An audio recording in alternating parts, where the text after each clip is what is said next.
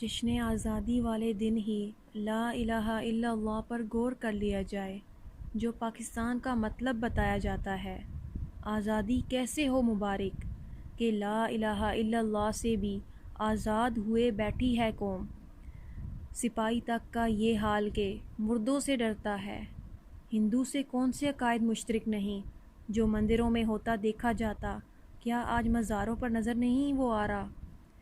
وہ اگر کھڑے بت کو پوجتے ہیں تو آج پڑے مردے کو نہیں پوجا جا رہا۔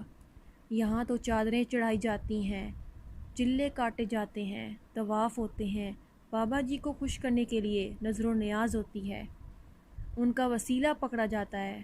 آزادی کس لحاظ سے؟ Just thinking. نہ اس پرچم کے سائے تلے ہم ایک ہیں، ہم تو بٹے ہوئے ہیں۔ امام الگ، مسجدیں الگ، مدرسے الگ۔ اس پرچم کے سائے تلے ہم اہل حدیث ہیں، دیوبندی ہیں، بریلوی ہیں، مسلم کیسے ہیں؟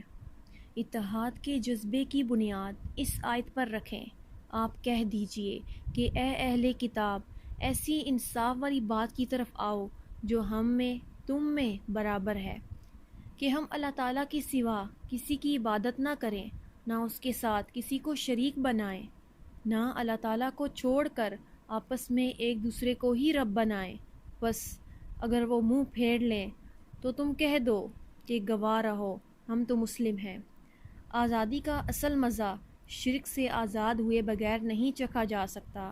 لا الہ الا اللہ کا ثبوت دینا ہوگا۔